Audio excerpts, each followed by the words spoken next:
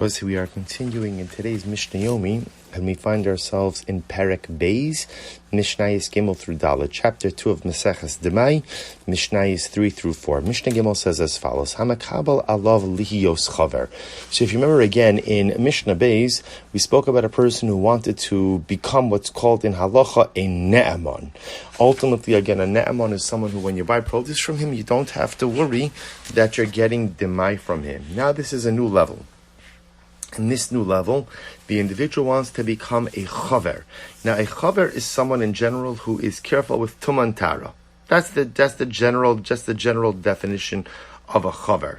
So the Bartanura says over here, he quotes the idea that nishar le'inyan taras, the hainu parush, the begodav umashkim shalotorim, someone who's very careful, very vigilant in the laws of ritual purity. So what does one need to do in order to qualify as a chaver? So the Mishnah says, "Hamakabel liyos chaver." So eno mocheli amaretz lach v'yavesh. He doesn't sell any food to an amaretz, whether the food is wet or dry. Now, what does it make a difference if food is wet or dry? So remember, again, we actually had this in Daf Yomi today as well, that halacha l'maisa, a food item only becomes a ra'i lekabel tumah, is only receptive to tumah if it comes in contact with liquid. Again, there are more intricacies to that, but for our purposes today, that's enough.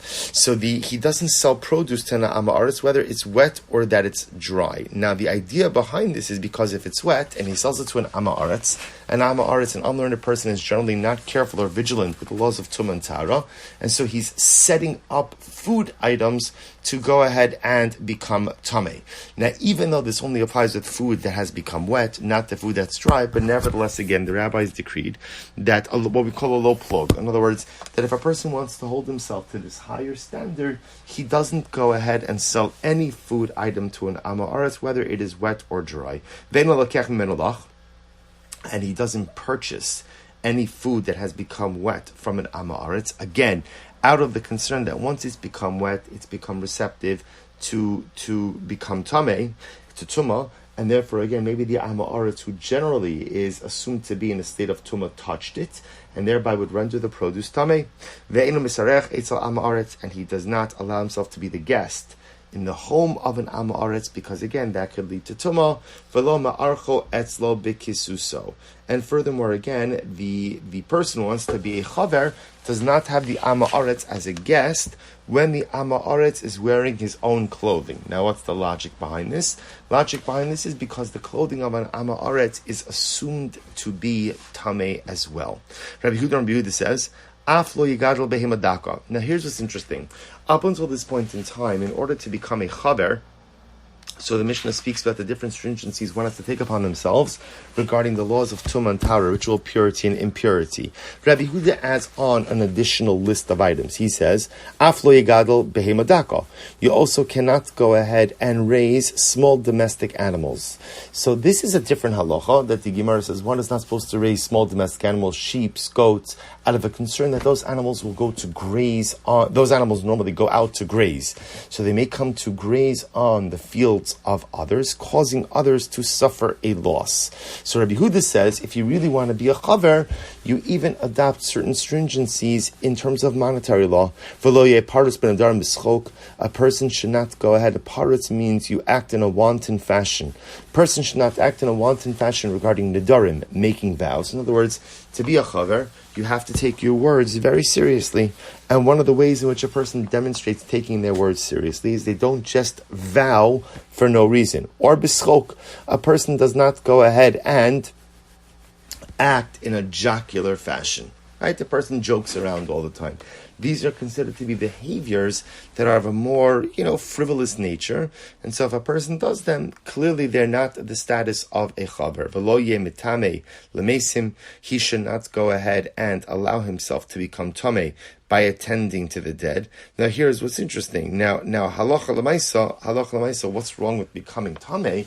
So remember again, technically speaking, if a person becomes tameh, the only way to extract themselves from, or to change that status, is with the ashes of the para aduma.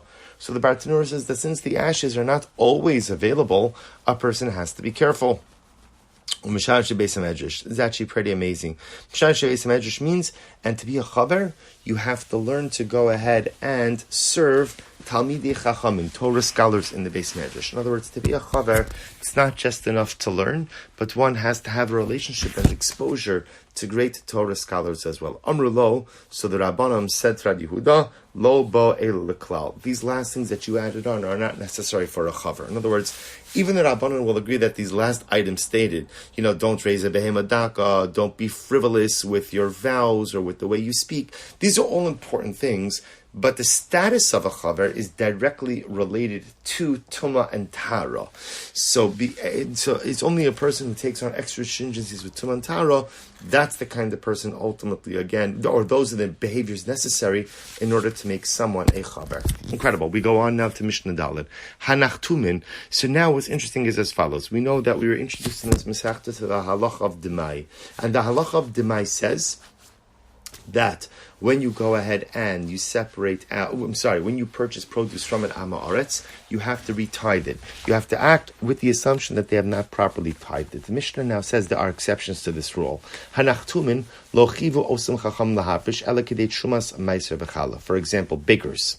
Now, a nachtum is not like a person who's baking for his own needs, but someone who runs a business. So someone who runs a business and he is a baker, the rabbis did not obligate him to separate everything, rather only Shumas Meiser and Chala. And the idea that Bartanur explains why is that. So remember again, Shumas Meiser is the portion ultimately again that the Levi would give to the Kohen, and ultimately Chala is the portion that you would take from the dough. So you don't have to retake any of the other tithes. And the reason for that is because the Bartanur explains generally bakers would go ahead and make a very small profit. So because they would go ahead and make a very small profit, at the end of the day, actually, the Bartanura says that they were taxed.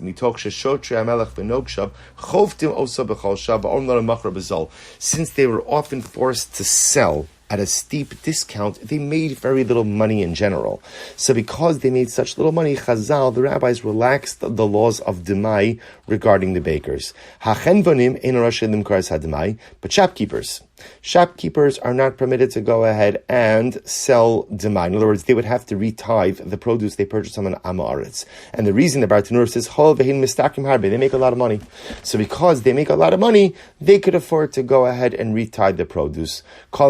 This is an interesting case. Literally, it means whoever sells in large measure, which means any person who sells large quantities of produce at once is permitted to sell Demai, meaning that they don't have to retithe any produce they go ahead and purchase on the Am Haaretz. Now, what's the logic behind this? The logic behind this, is the Bartanura says, Derech hamochrim harbe biyachal hosef alamida. People who sell in large measure were generally very generous with their measurements. So because they sold in large measure, the purchaser often benefit from it. So because they were generous with the measures they dispensed, ultimately, again, the rabbis relaxed the need to retithe Demai produce. What are some examples of people who sell in a large measure and therefore again would not be obligated to retithe Demai produce? Kigon hasitonos umochrei tivua. Examples are sitonos are wholesalers, and mochrei tivuos are grain sellers. So these are people who, when they sold, would sell in large measure, and because they were giving the buyer the extra benefit of the additional measure, the rabbis relaxed the laws of Demai and did not require them to retithe produce purchased from an Am Haaretz. Wonderful. Shkoyach, everyone. We'll stop over here for today.